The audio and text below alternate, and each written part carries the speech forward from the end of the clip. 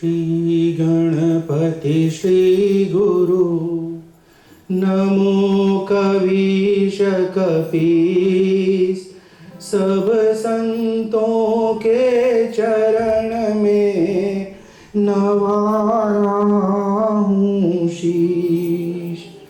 जय गणनायक गणपते जय गणराज गणेश जय त्रिशूलधर त्रिपुरहर त्रिगुणातीत महेश।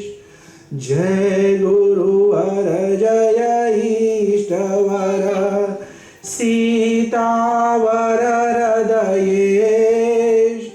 जय जय भारत भारती जय जय भारत देश। न तातौ न माता न बन्धो न भ्राता न पुत्रो न पुत्री न भ्रात्यो न भर्ता न जाया न वेद्या न भ्रातिर्न मैव गते स्वं त्वमेका भवानी गते स्वं त्वमेका भवानी गते स्वं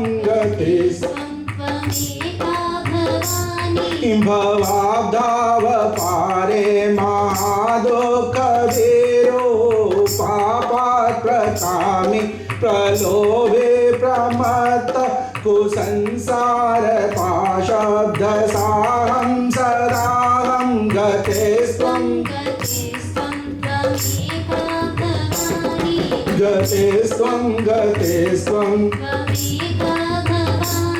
न जानामि दानं न च ध्यानयोगं न जानामि तन्त्रं न च श्रोतमन्त्रं न जानामि पूजां न च न्यासयोगं गते स्वं त्वमेका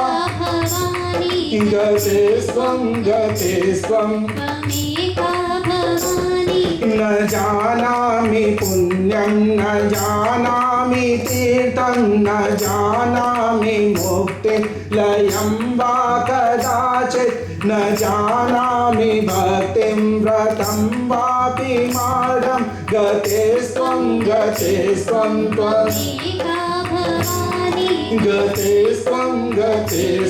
त्वमेका भवानी। कुकर्मी कुसंगी कुबुद्धे कुदास कुलाचारहीन कदाचारहीन कुदुष्टि कुवाक्य प्रबन्ध सदाहं गते स्वं त्वमेका भवानी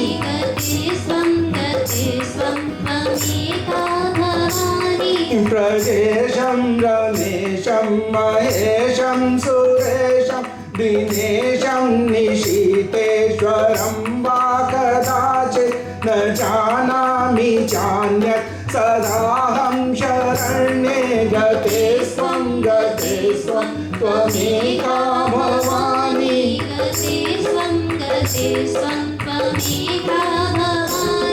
विवादे विषादे प्रमादे प्रवासे जले चानले पर्वते शत्रुमध्ये अरण्ये शरण्ये सदा मां प्रपाहि गते स्वं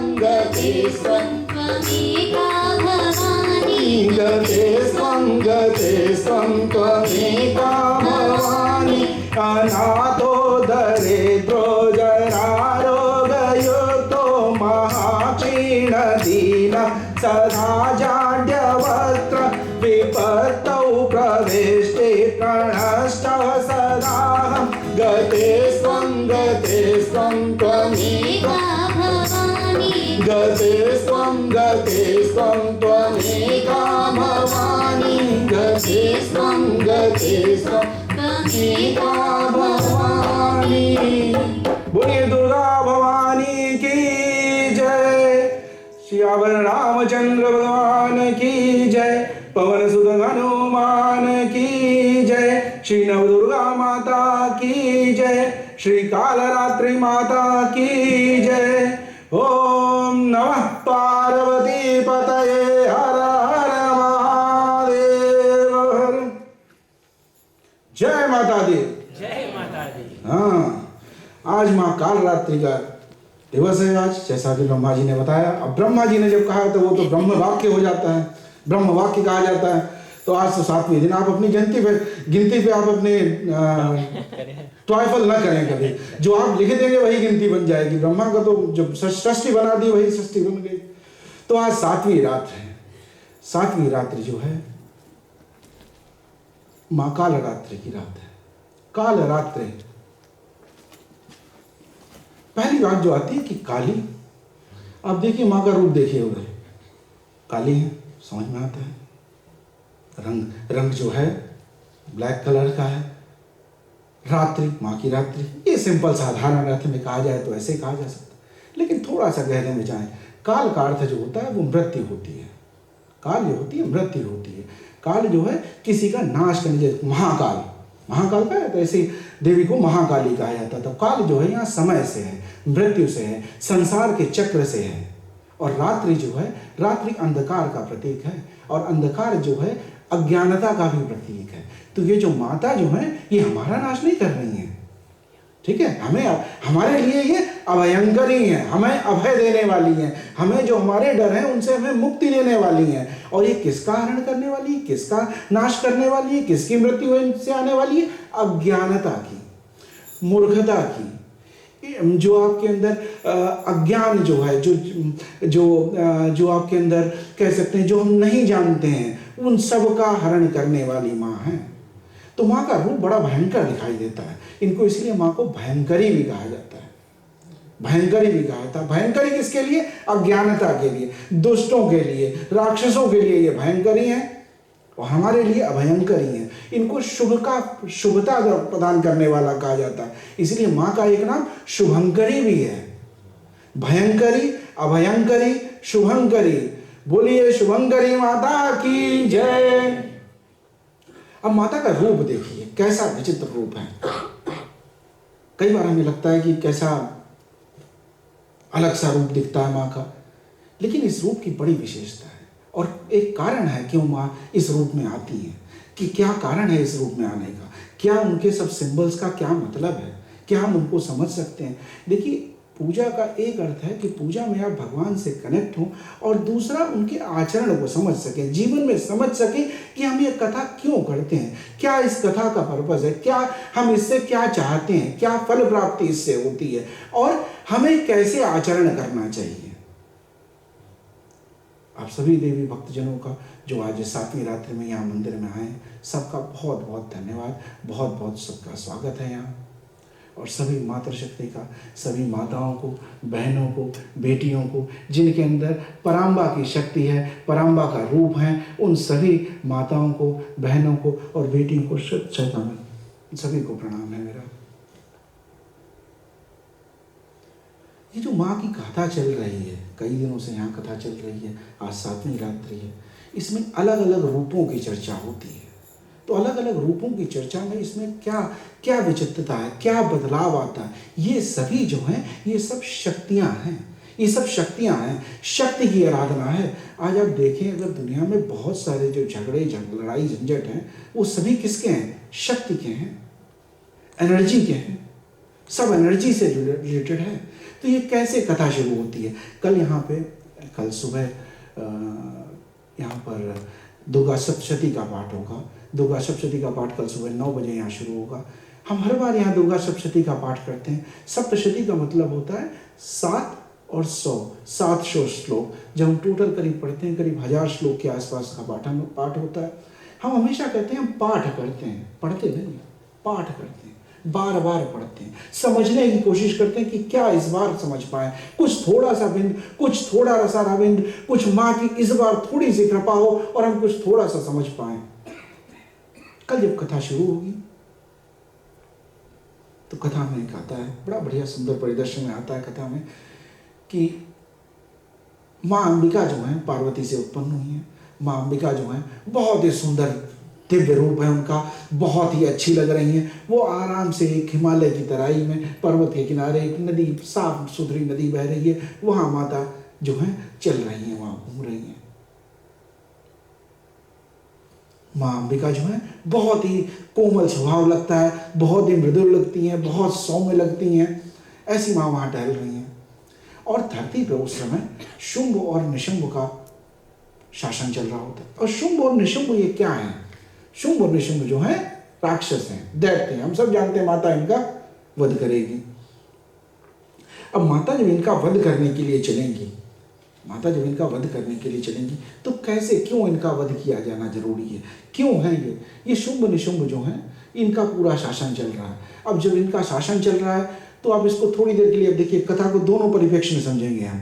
कैसे समझेंगे कि एक सुंदर सी माता जो है वो वहाँ एक स्वच्छ नदी है, वहाँ घूम रही हैं, वहाँ टहल रही हैं। ये ऐसे समझिए कि प्रकृति में कोई डिस्टर्बेंस नहीं है। जो आज हम बात करते हैं ना कि हमें वाटर क्लीन चाहिए, हवा शुद्ध चाहिए, पॉल्यूशन फ्री होना चाहिए, तो ऐसे एक पॉल्यूशन फ्री में प्रकृति का ये नैसर्गिक तत्व है, ये नैसर्गिक प्रकृति है। सबको शुद्ध वायु सबको शुद्ध वायु मिलेगी, सबको शुद्ध जल मिलेगा, सबको शुद्धता है, सबका कल्याण हो, सब पे कृपा बनी रहे, ऐसी सृष्टि है। जब ब्रह्मा जी ने ये रचना की, जब विष्णु जी पालनहार हैं, तो वो इस तरह की सृष्टि नहीं बनाएगी जिसमें किसी को कष्ट हो। ये जो कष्ट हुआ, ये कष्ट के जो कारण बने, वो कारण हमारे ही बनाए हुए हैं। कुछ हमने ही गलत किया, कुछ हमारे ही चलने फिरने में गड़बड़ हुई, तो ऐसे शंभु निशंभ होते हैं। तो एक प्रकृति की सुंदर लय अवस्था जो है वो माँ अंबिका है। ये सुंदर प्रकृति है, एकदम सब कुछ स्वच्छ है, सब कुछ निर्मल है, सब और आनंद ही आनंद है, सब बढ़िया से चल रहा है, सब एकदम मोही से चल रहा है।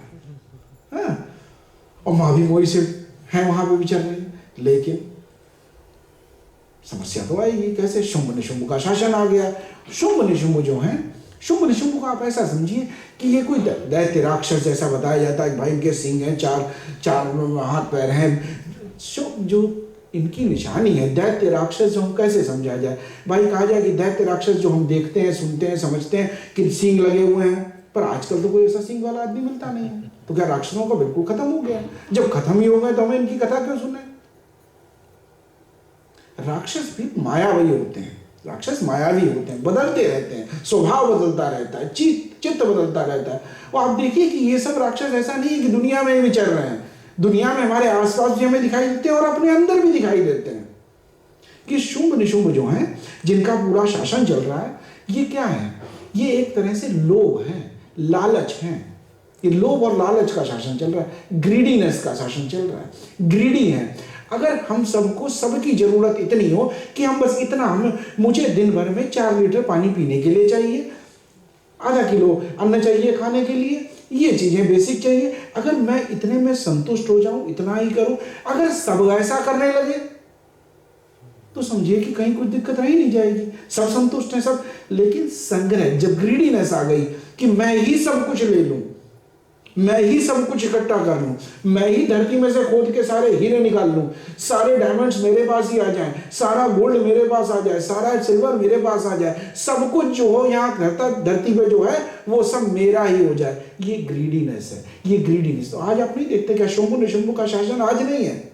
आज भी शुंभ और निशुंभ का शासन है, शासन चल रहा है। लोग, ग्रीडीनेस है हमारे अंदर, लोभ है, लालच है। ये क्या चाहता है? लोभ और लालच, ये प्रकृति का उपभोग करना चाहता है, उपयोग नहीं करना चाहता, उपभोग करना चाहता है। हम सृष्टि का उपयोग करें। इसलिए जो देवी भागवत की कथा आती है, सप्तशती की कथा आती है, इसमें कहा जाता है कि ये कथा जो है मोक्ष प्रदान करने वाली है। ये भोग की, योग की, भोग की और योग की कला, कि भोगा कैसे जाए, कितनी हमारी बेसिक नेसेसिटी है उस पर जाया जाए। हम अपनी जरूरत से ज्यादा का संग्रह ना करें, इतना संग्रह ना करें कि हम दूसरे के लिए रह ही नहीं जाए किसी के लिए। एक बार एक बड़ा अच्छा एक्सपेरिमेंट किया था किसी ने। उसने क्या किया कि एक हॉल में सबको बुलाया, एक जाल में बुलाया सबको, और बहुत से कलरफुल पेंसिल रखे हैं, ब्लैक भी रखे, वाइट भी रखे, कुछ रखे ऐसे अपने बहुत सारे पेंसिल्स, पॉटलूट कलरफुल पॉटलूट रखे बहुत सारे। और लोगों को बुलाया, 10-15 लोगों को बुलाया, बोले आइए जरा पेंटिंग कीजिए। सबने बढ़िया पेंटिंग वेंटिंग करके सबने खत्म कर दी। बार बार लोग शार्प करें अपना, फिर ठीक करें, चले गए। थोड़ी देर बाद दूसरी बार दूसरा बैच आया, छोटे बच्चों को बुलाया गया, उनको करा। अब उन्होंने एक पेंटिंग बनाई, उन्होंने भी अपनी तरफ से पूरी कोशिश की, बहुत अच्छा बनाने की कोशिश की। जब दोनों पेंटिंग्स को सामने देखा गया तो बड़ा विचित्र सा लगा कि पहले ग्रुप ने जो बनाई थी वो बड़ी कलरफुल थी, बड़ा मतलब लग रहा था कि ओवर कलर्ड कर रखा है इनको, ओवर यूटिलाइजेशन ऑफ रिसोर्सेज को जरूरत से ज्यादा उपभोग किया गया उनका। और दूसरी बार जो दूसरा बैच है उनके बाद बेचारों के पास टूटी फूटी पेंसिल रह गई, ब्लैक कलर की पेंसिल रह गई, कोई बढ़िया कलर्स ही नहीं लगे, उन्होंने ऐसे ऐसे करके छोड़ छाड़ के बना दी। क्या आप चाहते हैं कि जब हम यहाँ से जाएं तो पृथ्वी को ऐसा छोड़ जाएं कि जो आने वाली जो जनरेशन है वो कहे पता नहीं हमारे एंसेस्टर कैसे थे, हमारे फादर हमारे ग्रैंडफादर पता नहीं कैसे थे, सब खा गए, कुछ नहीं रखा, जीने लाए, दुनिया को नरक बना के चले गए। वो अच्छा रहेगा या अगर हम सही बना के देखें? देखिए कितनी बड़ी बात है। आज बहुत से लोग, ग्लोबल ऑर्गेनाइजेशन बहुत सारी हैं कि कार्बन फुटप्रिंट कम होना चाहिए, भाई CO2 एमिशन कम होना चाहिए, बहुत से लोग उसके लिए काम कर रहे हैं। लेकिन ये बात हमारे साहित्य में, हमारे ग्रंथों में, हमारे धर्म में ये बात शुरू से बताएगी कि उपयोग करें चीज़ों का, उपभोग न करें, उसके भोक्ता न बन जाए, उसको ये न समझें कि सिर्फ मेरे लिए। आप उसको अफोर्ड कर सकते हो तो भी ऐसा नहीं है कि इसका मैं संग्रह करने लगूंगा, इतना संग्रह करूंगा कि दूसरे को खत्म कर दूंगा। ये जो प्रवृत्ति है लाभ और लोभ की, लालच की, यही शुंभ और निशुंभ है। अब ये जिसमें ग्रीडीनेस है, कोई बहुत जब ग्रीडीनेस होगा तो वो ग्रीडीनेस करने के लिए ऐसा तो नहीं खुद जाएगा। वो क्या करते हैं, जब शुंभ और निशुंभ जो है वो देखता है कहाँ पे क्या हो रहा है दुनिया में, आओ हम किसको जीत लें, इसका उठा लें, यहाँ ले लें, उसको उठा लें, तो वो भेजता है, किसको भेजता है? चंड और मुंड, 2 राक्षसों को भेजता है, जाओ देख के आओ पृथ्वी में हो क्या रहा है। तो वो उनके एजेंट्स हैं, मान लो एजेंट्स हैं उनके, अखंड है, वो ढूंढते दुनिया में घूम रहे हैं कि क्या और हमारा जो लोभ और लालच को कैसे तृप्त किया जा सके और क्या मिल सकता है। तो वो माँ अंबिका को देखता है। शुंभ निशुंभ के जो दूत हैं ये चंड मुंड माँ अंबिका को देखते हैं। माँ अंबिका को कहते हैं कि ये तो माँ तो बहुत, अब ये देखिए कि दोनों तरीके से देखिए, वो माँ अंबिका को भी देख रहे हैं और वो प्रकृति को भी देख रहे हैं कि यहाँ तो कितनी खुशहाली है, और हमारे रहते लोभ और लालच के रहते यहाँ पे इतनी संपदा, चलो इसको कब्जा करें। ठीक है, तो वो जाके शुंभ और निशुंभ को बताते हैं वहां तो बड़ी सुंदर देवी हैं, उन 2 देवी सिर्फ तुम्हारे पास होनी चाहिए, ऐसी देवी वहां क्या काम है, तुम्हें चाहिए कि वो देवी को लाए। और वो तो एकदम ऐसे रत्न है, समझ लीजिए कि अगर आपके पास वो नहीं है। अब इनको दोनों परिप्रेक्ष्य में देखिए कि वो देवी के रूप में भी कह रहा है और प्राकृतिक संपदा के रूप में भी कह रहा है कि प्रकृति इतनी धन्य है वहां पे, ये आपके कंट्रोल में होनी चाहिए। अब ये चंडमुंड क्या है?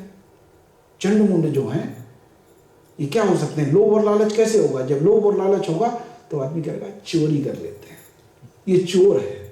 चंड जो है वो चोर है, मुंड जो है वो ठग है। ठग और चोर में क्या फर्क होता है? चोर जो होता है थीफ, वो आपने देखा इधर भाग गया, ठीक है। दूसरा क्या होता है? ठग होता है। ठग होता है ऐसा कि वो आपको बताएगा, स्टोरी बताएगा, ओके आप यहाँ पे इन्वेस्ट करो, इसमें करो, इसमें करो, इसमें और पैसा लगाओ, एंड देन ये ना बहुत अच्छा रहेगा, इसमें पैसा लगाने से बहुत अच्छा रहेगा, और आपको पता लगा वो बंद करके शटर चला गया। ये ठग है, ये चोरी नहीं करके गया, ये आपको बेवकूफ बना के गया। तो ये 2 चोर और एक ठग ये दे जाते हैं जब माँ को प्रसन्न करने के, माँ को लेके आने के लिए। तो माँ इनसे कहती है अंबिका से कि मैं तभी उसके साथ जाऊंगी जो मेरे से युद्ध करने जीत पाएगा। अब प्रकृति के साथ ये युद्ध करने लगे। आज भी अगर आप देखें तो हमारा प्रकृति के साथ युद्ध ही कर रहे हैं लोग प्रकृति के साथ युद्ध ही कर रहे हैं। इतनी जगह वॉर चल रहा है, कहीं ना कहीं वॉर चल रहा है, और क्या कर रहे हैं? सभी रिसोर्सेज जो हैं, जो उपयोग करने की चीज थी, जो शांति की चीज थी, आपको जो हवा थी, पानी था, सबको बर्बाद कर रहे हैं। तो ये चंड और मुंड जो है ये चोर हैं और ठग हैं, ये जाके माँ को कहते हैं। तो इसीलिए माँ फिर चंड और मुंड का विनाश करती है। इसलिए माँ का दूसरा नाम एक है चामुंडी, चंडी माता। बोलिए चंडी माता की जय। तो ये जो राक्षस जो है ये कहीं ऐसा नहीं है कि कहीं अभी सींग लगाया हमको मिलेगा, है ऐसा नहीं हमको पूछेगा, ये हमारे अंदर बैठा हुआ है, हम इनको पहचानना है, हमें इनको पहचानना है, हमें इनको पहचानना है। और कैसे खत्म करना है? लालच ऐसे ही नहीं है, लालच और लोभ यही नहीं है, बहुत से ऐसे राक्षस जो हमारे अंदर बैठे हैं। मान लीजिए एक आलस्य का है, लेजीनेस का है, लेजीनेस है, वो भी एक अंदर एक दुश्मन बन के बैठा है, हमारा एनिमी है ना। बहुत से लोग ऐसे होंगे, आज मैं मंदिर जाए, अरे छोड़ो क्या यार, मैच आ रहा है, देखते हैं, थोड़ा सा आराम से रिलैक्स करेंगे, चाय पीते हैं, अरे कहाँ जाना, ठीक है कल देखेंगे, आज छोड़ो, ठीक है। तो लोग आलस, अब ये किससे, इनके ऊपर सही में दैत्य ने हमला कर दिया। इनके अंदर का देवता जो है वो चुपचाप बैठा हुआ डरा सा, है ना, देवता डरा सा बैठा हुआ। ये जो हम सुनते हैं कि इंद्र को हरा दिया, उसने कब्जा कर लिया, ये ऐसे नहीं है। इनके अंदर का इंद्र ऐसे बैठा हुआ है, एकदम डरा सा, आलस के चक्कर में बैठा हुआ। लेकिन कुछ लोग अलग होते हैं, कुछ लोग कहते हैं नहीं, जो भी होगा चलेंगे, जैसा होगा हिम्मत करेंगे, जैसे होगा चलेंगे। आप देखिए हमारे यहाँ मंगल स्वामी जी बैठे हुए पीछे, स्वामी जी का हाथ में ऑपरेशन हुआ कुछ दिन पहले, बहुत दर्द है, चलते मतलब चेहरे से भी दिखाई देता है कि दर्द है, लेकिन हर दिन समय से यहाँ आएंगे, आप सभी लोगों के प्रसाद चढ़ाने में मदद करेंगे। ये सही में जो है ये युद्ध लड़ रहे हैं। इन्होंने अपने अंदर के आलस्य दैत्य जो था इनके अंदर बैठा हुआ था उसको खत्म कर दिया। ये सही में कथा समझ गए हैं। ये अपने अंदर का जो आलस्य है, जो लेजीनेस है, उसको मार दिया इन्होंने। ऐसे को है ये वीरता की कहानी, ये वीरता है, ये अपने अंदर को जीतना है अपने को, कि हमें कितना बल है। तो हम राक्षसों को ऐसा नहीं कि राक्षस बाहर देखेंगे हम उसे मारने जाएंगे और फिर डंडा ले लेंगे दौड़ेंगे उसके पीछे, नहीं, अब सब अंदर ही बैठे हुए हैं। ये अब इतने स्मार्ट हो गए हैं। ये पहले जमाना था, सतयुग था, तब कहते थे कि है ना देवता स्वर्ग में रहते हैं, जमीन पे यहाँ लोग रह रहे हैं, पाताल में राक्षस रहते हैं, दैत्य वहाँ पाताल में रहते हैं। त्रेता युग आया, राक्षस चल के आ गया, राक्षस की थोड़ी सेटिंग बढ़ी, वो भारत के पास में आके श्रीलंका में रहने लगा, लंका में रहने लगा। थोड़ी देश में घुसने की हिम्मत नहीं है, लंका तक रह रहा है। द्वापर आया तो परिवार में बैठ गया कि एक ही परिवार में कौरव भी है, पांडव भी हैं, धर्म भी है अधर्म भी है, वहीं दोनों बैठे। और अब आ गया है कलयुग। अब ये परिवार में भी नहीं है, वो आपके अंदर बैठा है। एक देवता भी बैठा हुआ आपके अंदर और एक दैत्य भी बैठा हुआ अंदर। अब हम अगर दैत्य को पहचानते ही नहीं है, हम तो बाहर देख रहे हैं, कहीं आया क्या, देखे कहीं सींग लगाए बैठा हो कोई तो उसको उठा के भी पटक दे ना, वो अंदर ही बैठा हुआ है। हमें अपने अंदर देखना है, तब पता लगेगा। अब अंदर देखने की बात ऐसी होती है कि एक दिन एक नए घर में शिफ्ट हुए हम, तो देखा कि बाहर देखा, बोले ये सामने जो रहता है नेबर बहुत गंदा इसका घर कर रखा है।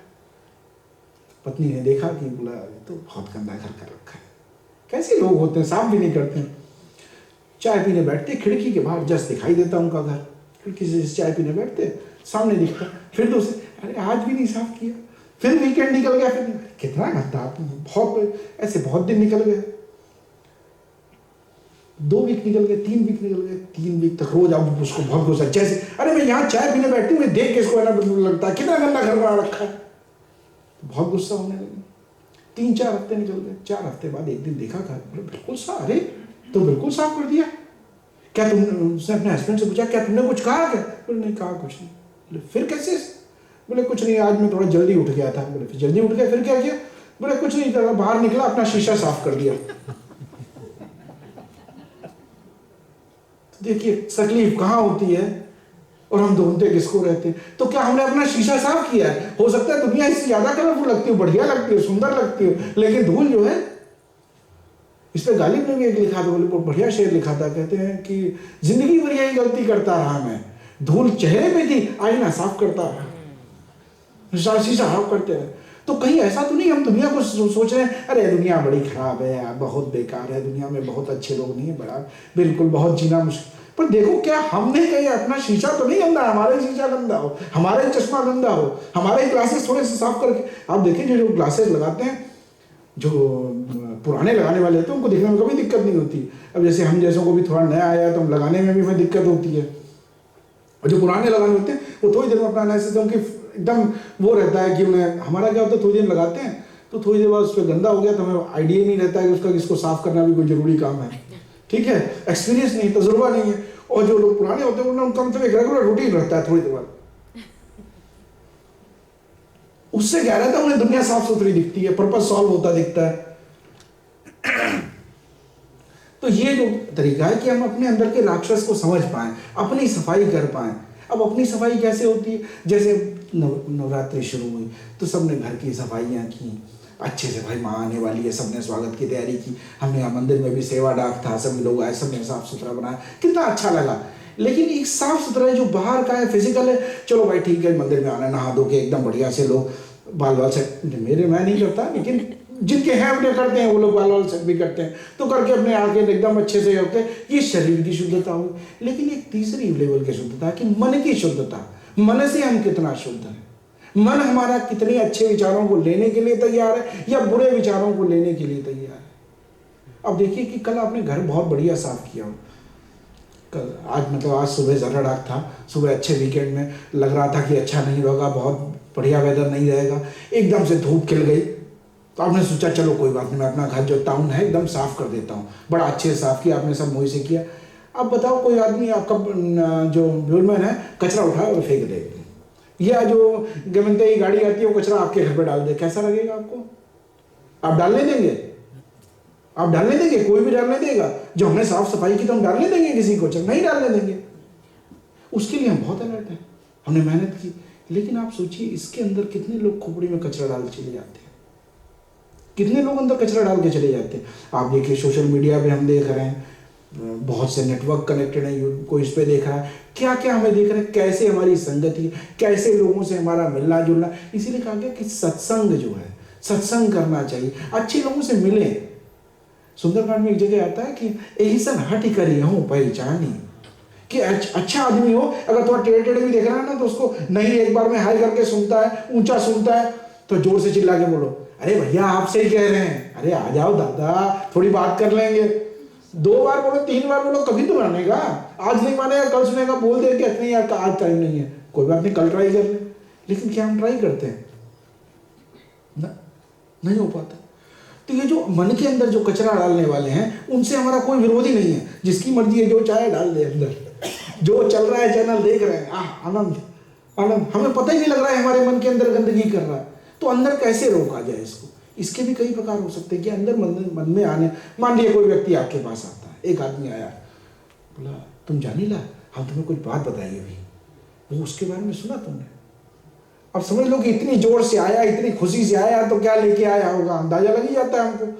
तो पहली बात पूछो उससे, पहला प्रश्न कैसे, मतलब जैसे नहीं कहते कि जैसे कोई चीज़ गंदी होती है तो हम उसको साफ करते हैं ना, साफ करते हैं, फिल्टर लगाते हैं, फिल्टर करके क्लीन करते हैं, ऐसे ही 3 फिल्टर यूज कीजिए तो मन की गंदगी धीरे धीरे साफ होने लगेगी। 3 फिल्टर यूज कीजिए। पहला फिल्टर, जैसे ही आया उसने बोला कि तुम जानिएगा हम तुम्हें बताइए वहाँ क्या हुआ, तो बोले अच्छा तुम ये जानते हो ये सच है या झूठ है?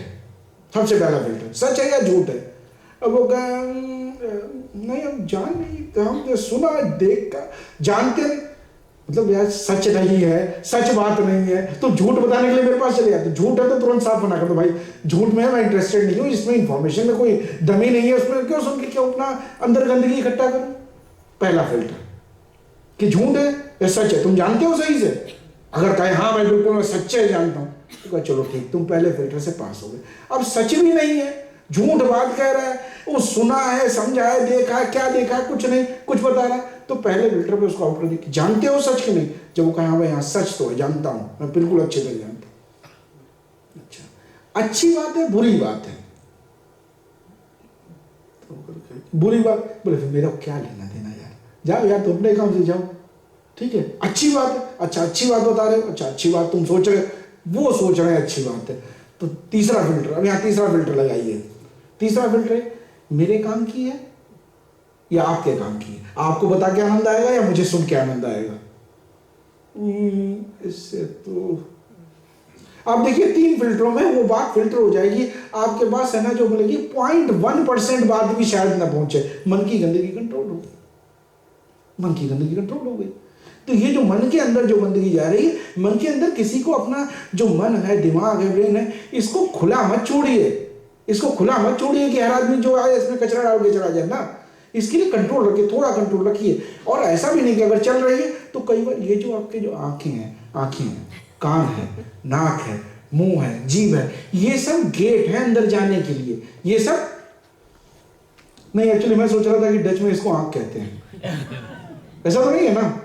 ओखन और ठीक है, तो ये देख लीजिए, ऐसा समझ लीजिए कि ये आंख है, ये कान है, ये मुंह है, जीभ है, ये सब जो है ये गेट लगे हुए हैं। जैसे आप अपने घर में रहते हैं, जब कहीं वैकेंसी पे जाना होता है तो आप सारे डोर विंडो सब चेक करके जाते हैं कि घर के अंदर कोई घुस ना जाए। उस घर की इतनी फिक्र है। जो बॉडी जो हमारे साथ हमेशा रहती है, घर तो आज था, कल और भी हो सकता है, कल इससे बढ़िया हो सकता है, कल पिछले बार कुछ और था, उसकी हमें इतनी चिंता है। लेकिन जो अपने, ये इसलिए कहा है इंद्रिय निग्रह, क्या कि इंद्रियों पे कैसे वश किया जाए, इंद्रियों को कैसे वश में रखा जाए। तो हम बैठे हैं देख रहे हैं, मतलब कई बार ऐसा होता है, मैं तो कई बार ऐसा समझ टीवी पे कुछ चल रहा है और चलता रहा, मैं देख ही नहीं रहा हूँ, मेरे मतलब का चला गया, वो कुछ ऐड शुरू हुआ और चला गया, पता ही नहीं चला।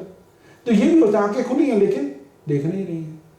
ये भी एक तरह का फिल्टर है कि हम अपने अंदर जो मन में आने वाला जो कचरा है उसको हम कैसे रोकें।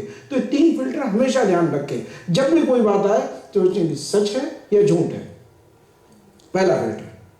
दूसरा फिल्टर, मेरे काम की है, आपके काम की है, ठीक है। इस तरह से जो फिल्टर लगा के बात करेंगे, अच्छी है बुरी है। जैसे ही आपने फिल्टर लगाया, आपके अंदर मन के अंदर शुद्धता आनी शुरू, और मन जो है जैसे ही शुद्ध हुआ, बुद्धि कैसे ही शुद्ध हुई, वो एक रचनात्मक कार्य में लगेगी, एक अच्छे कार्य में लगेगी, कंस्ट्रक्टिव वर्क में लगेगी, एक उसका विजन बदल जाएगा तुरंत, ठीक है। तो देखिए अब क्या होता है कि माँ जो है, माँ का रूप पे आते हैं फिर से। माँ का रूप जो है बड़ा विचित्र रूप रखता है। माँ के जो जटाएं हैं खुली हुई हैं, आंखें एकदम लाल हैं। तो ये जो शुंभ निशुंभ को मारने के लिए जब जो दैत्य भेजे इन्होंने, तो पहला भेजा चंडमुंड भेजे दो। अब चंडमुंड से लड़ने के लिए प्रकृति ऐसी नहीं रह सकती, प्रकृति को बदलाव लाना पड़ेगा। तो माँ चंडिका को पैदा किया गया, चंडी देवी को पैदा किया गया। माँ कालरात्रि पैदा होती है, तो माँ अंबिका से ही कालरात्रि पैदा होती है। अब आप देखिए कि कैसे जब प्रकृति का हम जब नाश करने की कोशिश करते हैं, उपभोग करने की कोशिश करते हैं, तब कई जगह फ्लड आ रहा होता है, कई जगह पहाड़ खिसक के गिर रहे होते हैं, टेम्परेचर, ग्लोबल टेम्परेचर बढ़ रहा है। ये सब काली का रूप है।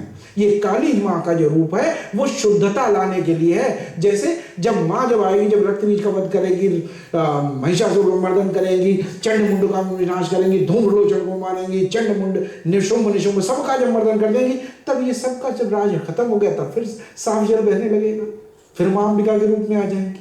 तो आज की जो रात्रि है, इसमें हम कालरात्रि का स्तवन करते हैं, जो अज्ञानता को हरती है, मूर्खता को हरती है, जड़ता को हर लेती हैं, इन सबका नाश करने वाली, इन सबका काल है। ये जो अज्ञानता है उसका काल है, इसीलिए कालरात्रि कहा गया। अब जो माँ जो चलती है, कई बार क्या होता है, हम इसको अजीब से देखिए आप कैसे करती है। माँ के हाथ में जो है एक खड्ग है, और खड्ग कैसे रखा हुआ, खड्ग यहाँ रखा हुआ, ऐसे सामने नहीं है, ऐसे है। जब मारने के लिए आप उठें, सबसे पहले स्वयं को जीते हैं, अपने ऊपर खड्ग रख के देखें। जब हम किसी सुधार की बात करें, पहले सोचें क्या मैं सुधर सकता हूँ, क्या सही हो सकता है, तो अपने ऊपर रखें। तो ये सिंबल यहाँ दिखाई देता है, और फिर वार करें। खड्ग लिए हुए, हाथ में खप्पर है, हाथ में खप्पर है। रक्त बीज को मारने के लिए माँ ने खप्पर उठाया था, तो क्या किया था, ऐसे गर्दन काटी और तुरंत खप्पर में लिया। रक्त बीज जो था, रक्त बीज भी एक योद्धा भेजा गया। शुंभ निशुंभ का एक और एजेंट था, एक और अखंड भेजा, वो था रक्त बीज। रक्त बीज ऐसा था कि उसको यह वरदान था कि जब उसकी गर्दन से कट के जरा सा भी खून कहीं गिरेगा तो एक और पैदा हो जाएगा, फिर एक और पैदा हो जाएगा। ये क्या है, ये भी हमारे अंदर रक्त बीज तो हमारे अंदर बहुत रहता है, अच्छे से रहता है, और हमें पता भी नहीं होता। हमारी तो उसके साथ दोस्ती भी है, फ्रेंडशिप है, बहुत अच्छी दोस्ती है हमारी। ये हमारी है इच्छाएं। अभी हमारी इच्छा है कि चलो आज एक नया गाड़ी हो जाता है, बड़ा वाला गाड़ी हो जाता है, बोलिए। कल दूसरी इच्छा है, गाड़ी ठीक है, गाड़ी एक से क्या काम नहीं चलता है, दूसरे को भी जाने के लिए चाहिए, दूसरा लेना चाहिए, दूसरा हो जाए। इस इच्छाओं का कभी कम नहीं हो सकता। भाई दूसरा आज है ना, ये कलर भी होना चाहिए, है ना, ये रंग भी होना चाहिए, घर थोड़ा और बड़ा होना चाहिए, टाउन में थोड़ा सा और बड़ा होना चाहिए। यहाँ वैकेंसी में एक बार क्या है वैकेंसी जाना, कम से कम हर महीने वैकेंसी होना चाहिए, और हर महीने वैकेंसी करने के बाद फिर भी क्या करना, और भी होना चाहिए। तो इच्छाएं जो होती है कम नहीं होती हैं। इच्छाएं किसी की अगर पूरी होती जाए, इच्छा की सबसे खासियत बात है कि इच्छा अगर पूरी हो जाए तो और बढ़ जाती है, एक कम होती है दो बढ़ जाती है।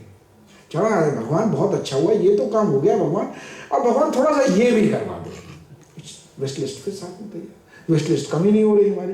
तो ये रक्त बीज बैठा हुआ है हमारे अंदर, जो इच्छाओं को खत्म ही। और रक्त बीज को कैसे मारा जा सकता है कि अपनी इच्छा को, पहली इच्छा को जैसे ही निकले कंट्रोल में रहे बेटा, इतनी ज्यादा नहीं, कायदे में रहो। तो उसको ऐसे कट करके माँ उसको क्या करती है, रक्त बीज को मारती है, उसके खून का नीचे गिरना ही नहीं देती है, उस इच्छा को पूरी होने से पहले ही माँ उसको कर देती है।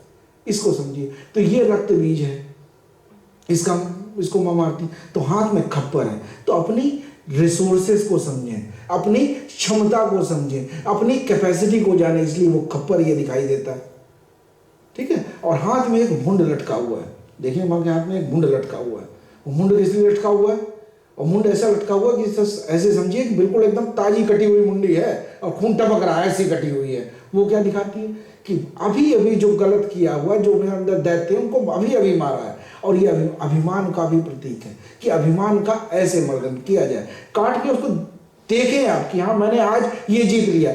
मंगल स्वामी है, आज वाकई प्रसन्न हो सकते हैं, कह सकते हैं कि भाई मैंने आज अपने अंदर के आलस्य को जीत लिया है, आज उसकी मुंडी उनके हाथ में है, आलस्य की मुंडी जो है वो हाथ में लिए घूम रहे हैं।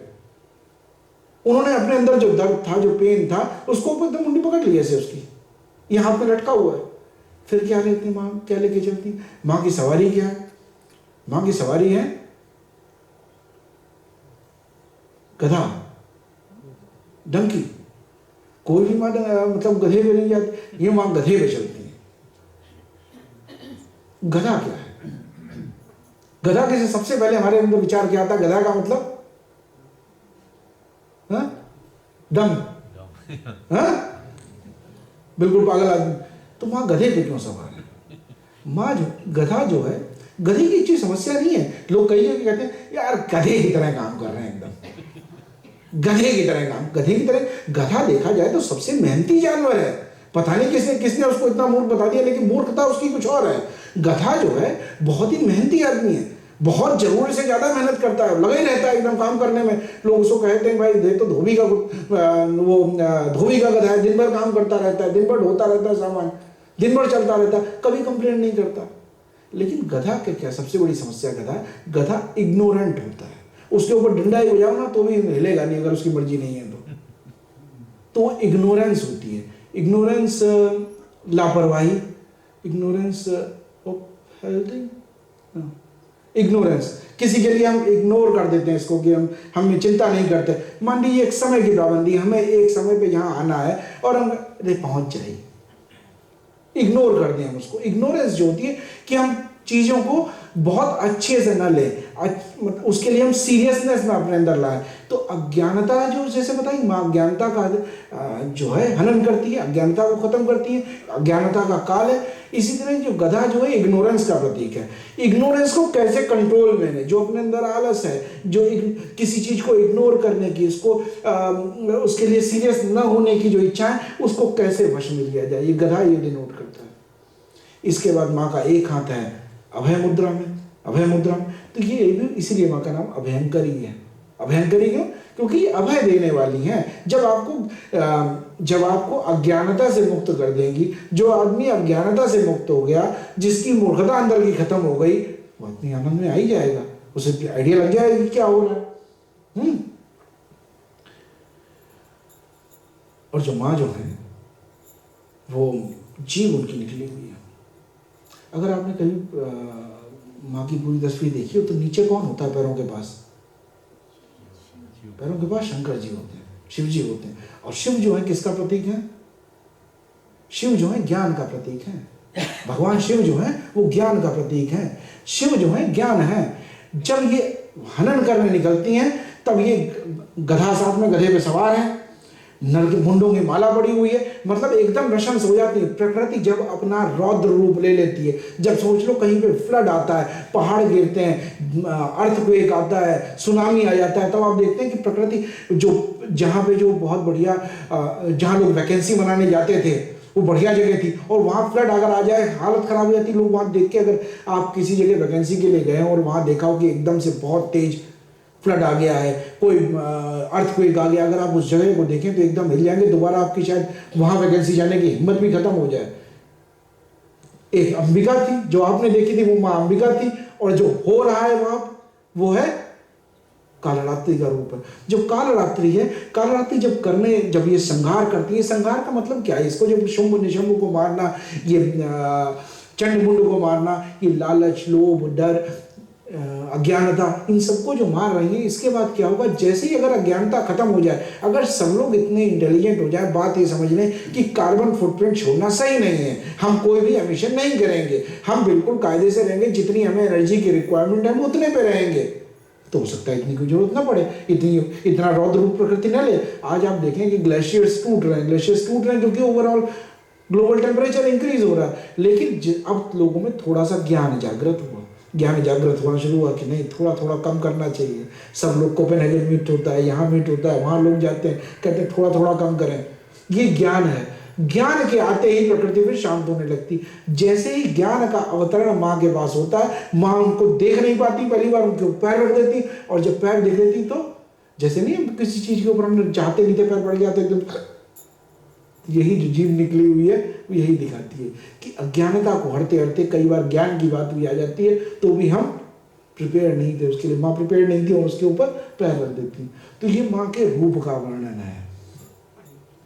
तो माँ के हाथ में खप्पर है हमारे रिसोर्सेस, हथियार है, खड़ग है। ये जानना चाहिए कि हमें सबसे पहले जीतने की शुरुआत जो करनी है, जो दैत्य का संहार करना है, वो अपने अंदर छुपे हुए दैत्यों का संहार करना है। ये दैत्य अंदर बैठा हुआ है। फिर धूम्रलोचन भी था, दैत्य बड़े बढ़िया नाम था, धूम्रलोचन का मतलब होता है, धूम्र का मतलब होता है धुआं, स्मोक, और लोचन आंखों कहते हैं, जो आंखों में धुआं कर दे। तो ये क्या है, धोखा।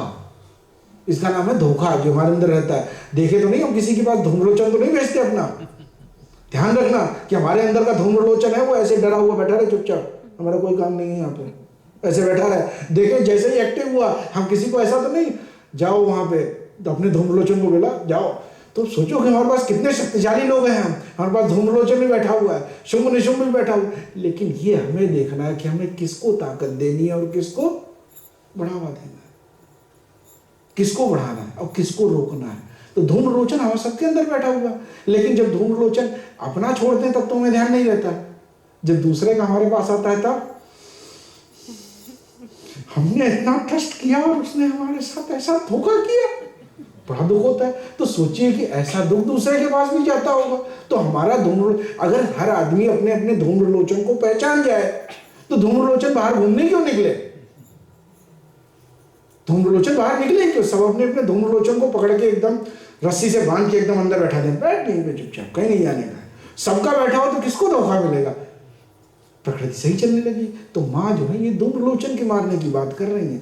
तो कई बार क्या होता है, लोग सोचते हैं कि माँ को है ना बलि, कई जगह प्रथा है ऐसी कि माँ को है ना बलि की प्रथा होती है कि बलि की प्रथा देनी चाहिए, बलि करना चाहिए। बलि उसकी किसी की बलि नहीं बता रहे हैं कि किसी जानवर को, एक बेचारे बकरा कोई घूम रहा है, उसका गोट घूम रही है या कोई भैंसा घूम रहा है, उसका क्या गलती बेचारी, उसको लेना देना नहीं, वो पशु है यार।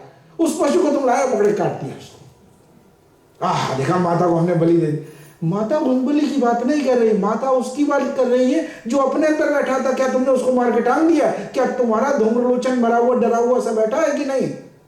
क्या तुम्हारे अंदर का उत्साह, एनर्जी, किसी को प्रेम करने की शक्ति, किसी के ऊपर दया दिखाने की, किसी को क्षमा करने की, किसी के लिए करुणा भाव, ये देवता तुम्हारे अंदर एक्टिव है, हुए या नहीं हुए? या तुम्हारा धूम्रलोचन घूम रहा है, या तुम्हारा शुंभ निशुंभ अंदर से निकला हुआ, चंड मुंड घूम रहा है?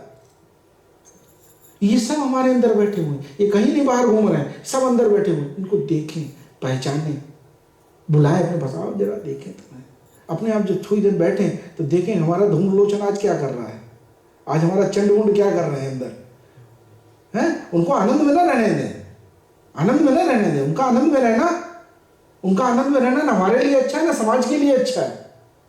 पकड़ लें, उनकी गर्दन से पकड़ लें और वही काट के चढ़ाएं माँ को। माँ प्रसन्न होंगी कि आज मैंने अपने उसको पकड़ लिया, आज मेरी ऐसी इच्छा हुई, लेकिन आज मुझे बहुत लेजीनेस लग रहा था, सुबह उठने की इच्छा नहीं थी, मैंने कहा छोड़ो सो जाए ना। मैं उठा, मैंने कहा ना मैं अपने अंदर के दैत्य को बड़ा नहीं होने दूंगा। देखिए ये विजय का भाव है, ये जीत है। माँ ये चाहती है, माँ चाहती है कि आप अपने अंदर के आलस्य का, अपने अंदर की क्रूरता का, अपने अंदर की जो किसी को परेशान करने की भावना है, उस भावना का बलि चढ़ा दें आप। ये माँ कालरात्रि है। तो माँ कालरात्रि जो है बहुत से संदेश हमें दे दें। और हमारे जो देवी देवता होते हैं वो सिर्फ कथा कहानियों के विषय नहीं है, ये सब जीवंत हैं, हम आज उनको देख सकते हैं और सबका एक पर्पस है कहने का कि हम क्या क्या चाहते हैं।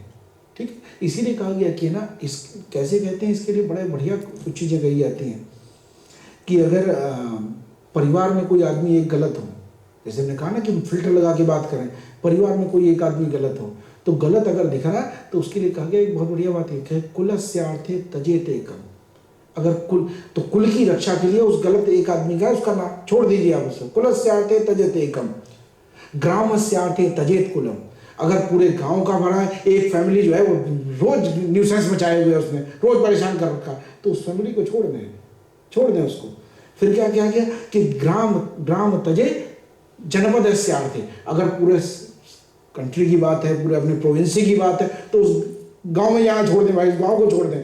और आत्मार्थे तजेत पृथ्वी, कि अगर आप अपने के अंदर आत्मबोध की, अपने अंदर ज्ञान की बात आ रही है, स्वयं पे बात आ रही है, तो पृथ्वी को भी छोड़ दें। मोक्ष के लिए पृथ्वी को छोड़ना भी कि सही है। कितनी बड़ी बात है कि ना, छोड़ने के लिए ये ना सोचिए कि मुझे ये छोड़ना, छोड़िए। अब ये विजय का भाव है कि हमने छोड़ दिया, ये हो गया। तो माँ जो है शक्ति हमें ये ऐसी शिक्षा देती है। माँ को सिर्फ आराधना जब करें तो कल अब जैसे ये भी पाठ होगा यहाँ पे, जो लोग भी आप सभी लोग सम्मिलित हों, मैं तो चाहूँगा सभी लोग सम्मिलित हों, जो लोग सम्मिलित हों, कल जब पाठ हो तो देखें कैसे आते हैं और कैसे माँ इनके ऊपर आक्रमण करती है। ये सब जो है हमें धीरे धीरे सीख देते हैं कि कैसे रहना है।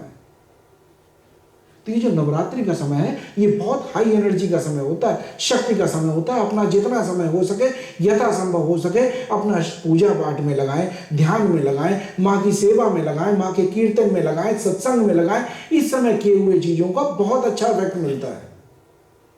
अच्छा, बहुत पहले ये बात जो थी, किसने नवरात्रि भारत में इस समय बहुत जगह रामनवमी जो रामलीला होती है, बहुत जगह इस वक्त रामलीला होती है। रामलीला मतलब राम की लीला का मंचन, राम ने जो किया उसका मंचन होता है। तो पूरी रामायण 9 दिनों में वहाँ पूरी की जाती है। भारत में कई जगह लोग नवपारायण का पाठ भी करते हैं, 9 हिस्सों में रामायण को पढ़ते हैं, राम की लीला का मंचन होता है। बहुत बढ़िया दृश्य होता है, मतलब बहुत हर जगह, मतलब उत्तर भारत में तो बहुत ज़्यादा प्रसिद्ध है।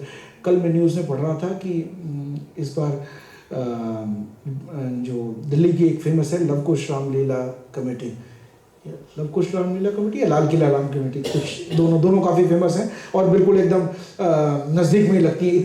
इतनी नज़दीक रहती है कि दोनों के स्पीकर एक दूसरे को डिस्टर्ब न करें, बस इतनी नज़दीक है। मतलब एक जगह आदमी आता है, दूसरी जगह भी होके आता है। तो वहाँ के बारे में सुन रहा था कि इस बार वहाँ पे करीब 8-10 करेक्टर जो लोग कर रहे हैं, वो लोग ऐसे हैं जो भारत से नहीं हैं। यहाँ से फ्रांस से 3-4 लोग गए हुए हैं, 2 लोग रशिया से आए हुए हैं, 2 यूएस के लोग हैं, वो एक्टिंग कर रहे हैं। बड़ा अच्छा लगा सुन के कि लोग इतना समझने की कोशिश कर रहे हैं। तो हाँ, ये रामलीला कैसे होती है, क्यों की जाती है रामलीला, राम का मंच। एक्चुअली त्रेता युग की बात है, राम रावण युद्ध चल रहा था, तब राम ने 9 दिनों उपासना की थी। एक बहुत बढ़िया एक समय, हाँ ठीक है, सुना, एक समय की बात है कि राम रावण का युद्ध चल रहा था, बहुत दिन से भीषण युद्ध चल रहा, बहुत हाहाकार मचा हुआ है। सब मेघनाथ मारा गया, कुंभकर्ण मारा गया, सब मारे गए। अब लास्ट में जो था वो कॉम्बैट बैटल उस पर आगे बिल्कुल एकदम सामने सामने राम और रावण का युद्ध शुरू हो गया। बड़ा भीषण युद्ध हुआ, बहुत चला, ऐसे युद्ध चल रहा था, कई दिनों तक युद्ध चलता रहा। एक दिन ऐसा हुआ युद्ध में कि उस दिन पूरी वानर सेना का हाहाकार मचा दिया रावण ने ऐसा युद्ध किया उस दिन जो सोचा नहीं जा सकता, जो कहा नहीं जा सकता, जो लोगों को अंदाजा नहीं था, ऐसा युद्ध किया रावण ने। एकदम सब व्यू तोड़ डाले, सबके सब परेशान कर डाला। सब तब जो तीर चल रहे हैं उन सबका तीर का जवाब है। रावण ने भयंकर युद्ध किया, बहुत मतलब तबाही मचा दी एकदम। जब शाम को जब युद्ध शांत हुआ तो सब लोग बैठे, बोले आज तो युद्ध में देखा गया, सबको सुग्रीव को पता लगा, वो भी घायल पड़े हैं। हनुमान जी बताया, हनुमान जी थोड़े होश में, नल नील अंगद सब घायल पड़े हुए हैं, सब परेशान हैं। और बड़ा तो भगवान के पास गए तो भगवान भी उस दिन भगवान राम ने सोचा थोड़े से दुखी दिखाई दिए, तो जामवंत जी आ गया है। जामवंत जी जो है वो पूरी कथा में अगर देखा जाए, भगवान राम की कथा में जामवंत जी जो है वो एकदम गाइडेंस में जो है, मैनेजमेंट जो है टोटल जामवंत जी चला रहे हैं। कि कब क्या करना है, किसको कहाँ जाना है, कैसे करना है, क्या जो पूरी स्ट्रेटेजी जो है वो पूरी जामवंत जी की है। तो जामवंत जी ने तो कहा गया था कि रावण ने कहा था कि हमने सुना जामवंत के बारे में, वहाँ पे बसे हैं लोग, जामवंत मंत्री अति बूढ़ा सो भयो वो समराल बूढ़ा, मतलब मैंने तो सुना जामवंत है बहुत बूढ़ा कोई आदमी, वो रिक्श है, वो तो बिल्कुल एकदम अब तो किनारे पे ही टाइप है। और जामवंत जी ने एक्चुअली कहा भी था युद्ध में, जामवंत ने कहा कि मेरे लड़ने लायक कोई है नहीं यहाँ पे। तो बोले कौन, तुम्हें कोई लड़ने लायक नहीं लगा यहाँ? बोले ना, बोले कोई तो लगा होगा। बोले आप लग रहे हो भगवान जी, आप सही करने की इच्छा, पर अब देख तो रहे आप ऐसे संकट में और हम भी उसमें से कर ले। तो बोले हम युद्ध नहीं लड़ेंगे, हम बस देखेंगे सलाह देंगे, बाकी हम युद्ध नहीं लड़ेंगे। तो भगवान जी भी कहा अपने भक्तों की तो भगवान है ना, हर हाल चुनते हैं, जैसी रिक्वेस्ट हो। तो भगवान के सामने उन्होंने रिक्वेस्ट की, भगवान लड़ने की इच्छा तो है, हाथ पैरों में तो युद्ध देख के जैसे नहीं होता है कि जिसको संगीत में इंटरेस्ट हो, जैसे भाई साहब ने तबला बजाया, तो जिनको संगीत में इंटरेस्ट होगा उनके थोड़ी देर में ऐसे कुछ भी करें ऐसे होने लगा, हिलने, तो वो एक हाथ पैर भड़कने लगते हैं। अब जो युद्ध वाला हो आदमी हो, जो युद्ध करना जानता हो, ताकतवर आदमी हो, युद्ध हो रहा है तो उसके हाथ पैर एकदम, मैं भी कुछ करूं, मैं भी कुछ करके बताऊं। तो जामवंत जी लड़ना तो चाहते हैं, लेकिन बोले मेरे कोई लड़ने लायक नहीं है यहाँ पे, मैं बजाना तो चाहता हूँ लेकिन यहाँ पे सुर में गा ही नहीं रहा है। ठीक है, ऐसी भावना आ सकती। तो उन्होंने कहा अच्छा कोई तो गाता होगा सुर में, या कोई तो होगा जिससे लड़ा जा सके। बोले भगवान आप ही हैं। तो भगवान ने कहा कि भाई तेरी इच्छा ये भी हम पूरी करेंगे, जब द्वापर आएगा तब हम तुम्हें युद्ध का वरदान देते हैं। तो भगवान का द्वापर में युद्ध हुआ। तो यहाँ क्या हुआ, जामवंत जी जो हैं, जामवंत जी ने भगवान से कहा और क्या हुआ, मतलब किसी दिन युद्ध में ऐसा भी होता है, और आपको हम धैर्य तो क्या सिखाएंगे अब आपको, आप तो पुरुषोत्तम, मर्यादा पुरुषोत्तम भगवान है, श्री विष्णु का अवतार है, आपको हम क्या बताएं कि धैर्य रखें। अब तो जो ठीक है युद्ध का दिन है, किसी के दिन युद्ध में कुछ हुआ, किसी दिन युद्ध में कुछ हुआ, आज उसका दिन था, आज मान लीजिए। भगवान राम ने कहा बोले ऐसा नहीं था, आज जब मैं युद्ध कर रहा था रावण से तो मैंने देखा शक्ति उनके साथ है, शक्ति जो है रावण के शरीर में है, माँ शक्ति जो माँ भगवती है, माँ शक्ति जो है, महाशक्ति जो है वो रावण के साथ लड़ रही है। महाशक्ति के साथ तो कैसे लड़ा जा सकता है, अब तो ये युद्ध गया, अब नहीं युद्ध लड़ेगी जा सकता। जामवंत जी ने कहा बोले छोड़ो, महान को शक्ति से उसने प्रसन्न ही तो किया है, उसके साथ तो अधर्म है, उसने अधर्म रहते हुए भी सिद्धि कर ली। आप तो मर्यादा पुरुषोत्तम है, धर्म के साथ हैं, आपकी तो धर्म क्या युद्ध है, आप अगर सिद्धि करें तो कैसे नहीं कर पाएंगे, आप भी सिद्ध कर सकते हैं। तो बोले फिर, बोले आप 9 दिन आराधना कीजिए, जो आराधना होगी आप आराधना कीजिए, और युद्ध हम करेंगे, युद्ध हम सब संभाल लेंगे, हनुमान जी ये करेंगे, अंगद जी ये करेंगे, जामवंत जी ये, मैं ये सबको देखे रहूंगा और सब संभाल लेंगे, आप है ना बस पूजा कीजिए। तो बोले पूजा कैसे, शक्ति की आराधना 9 दिन की राम ने 9 दिन शक्ति का आह्वान किया, शक्ति का पाठ किया, और हर दिन ये था ना कि मैं नील कमल चढ़ाऊंगा। नील कमल जो थे, भगवान लड़ रहे हैं लंका में, और नील कमल होते थे हिमालय में। तो जब ऐसा जब संकट आए तो संकट मोचन ही काम आ सकते हैं। संकट मोचन से कहा गया, संकट मोचन जी बोले ठीक, रोज 108 फूल चढ़ाने होते हैं, रोज 108 फूल हिमालय से लाके देके और फिर युद्ध लड़ते थे। भाई हनुमान जी ऐसा कर सकते हैं, भाई सुबह फूल ला दिए पूजा के लिए और फिर दिन भर युद्ध मोर्चा संभाले, भगवान की आराधना में कोई डिस्टर्बेंस नहीं हो। ऐसे 9 दिन भगवान ने आराधना की। भगवान राम ने सबसे पहले त्रेता युग में आराधना की, 9 दिन की शक्ति पूजा की। 9 दिन की शक्ति पूजा के बाद आखिरी दिन ऐसा हुआ कि माँ ने सोचा देखें कि भाव कैसा है। तो क्या किया कि जब उन्होंने ऐसे आंख बंद करके फूल उठाते थे और माँ को चढ़ाते थे, जब लास्ट के फूल रह गए, एक फूल जो था वो कम हो गया, मिल नहीं रहा। तो भगवान को लगा एक फूल कम हो गया, तो लगा कि आराधना जो थी बस होते होते होते होते किनारे पे आते रह गई। भगवान थोड़ा सा दुखी हुए, बोले इतनी आराधना की, हनुमान जी ने इतनी मदद की, सब कुछ 9 दिन उन्होंने युद्ध समाचार, आखिरी मोमेंट में ऐसा कैसे हो सकता है। लेकिन यही मर्यादा पुरुषोत्तम है कि जब आपके पास भी कोई चीज आते आते आते आते आते रह जाए, तब भी एक अंदर बैठा हो, एक बोले ना तुम इससे बड़े के लिए बने हो, तुम्हारे पास अभी भी कुछ ऐसा है जो किसी के पास नहीं है। तो भगवान ने मन में सोचा कि एक भगवान के अंदर कोई ऐसी चीज थी। बोले क्या था, बोले माँ मुझे राजीव लोचन कहती थी, माँ मुझे कमल नयन कहती थी, मेरे आँख को कमल नयन कहती थी मेरी माँ मुझे। तो उन्होंने तलवार लगाई, बोले मैं अभी आँख चढ़ा देता हूँ, बोले जैसे ही लगाया किया, माँ ने तुरंत अस्त्र पकड़ लिया। बोले होगी जीत, होगी जट, हे धन्य हो, तुम्हारी जीत होगी, मैं तुम्ही में समा जाऊंगी। और कहते हैं उसी के साथ शक्ति जो थी वो पूरी शरीर में चली गई। और 10वां दिन हुआ, 9 दिन के बाद 10वां दिन हुआ, उसी को दशहरा कहा जाता है, जिस दिन रावण का वध होता है। ये शक्ति की पूजा जो है, ये शक्ति की पूजा भगवान राम ने की थी। सोचिए कि भगवान राम जिस शक्ति की पूजा कर रहे हैं, जिस शक्ति का 9 दिन आराधन करके ऐसे रावण जैसे राक्षस का वध करने के लिए किया हो, तो हम भी अगर थोड़ी बहुत भगवान जितनी आराधना का उसका तो हम बिलियंथ पार्ट भी नहीं कर पाएंगे, लेकिन जो भी कर सकें, जो हमारा प्रयत्न हो, जो हमारा प्रयास हो, माँ के आशीर्वाद पाने के लिए हम जो भी करें, जो भी प्रयत्न हमसे हो सके, जो हमारा शरीर साथ दे सके, जिसके लिए हमारा मन साथ दे सके, जिसके लिए हमारी बुद्धि साथ दे सके, वो हम करें। तो 10वें दिन दशहरा जरूर मनेगा। 10वें दिन का दशहरा इसीलिए कहा था 10वें दिन दशहरा मनता है, मतलब रावण का नाश हो गया। रावण तो मतलब दैत्यों का दैत्य था, राक्षसों का राक्षस था। हमें तो छोटे मोटे अपने अंदर के मारने, ठीक है, हमारे तो उनका राक्षस का लेवल भी थोड़ा छोटा है, शक्ति छोटी है कोई बात नहीं, लेकिन हमारे राक्षस का वो उनका इंटेंसिटी भी तो छोटा है। तुम्हें छोटे छोटों को मारना है तो थोड़ी अपनी शक्ति इकट्ठा करें। इन 9 दिनों में जो भी 2 दिन हमारे पास हम लोग हैं, इनमें शक्ति का संचय करें, माँ की भक्ति करें, माँ का आराधन करें और बड़े प्रेम के साथ भजन करते हुए भक्ति का आनंद लें। थोड़ी देर एक बार भगवान का नाम लेंगे और फिर कथा को समाप्त करते हैं।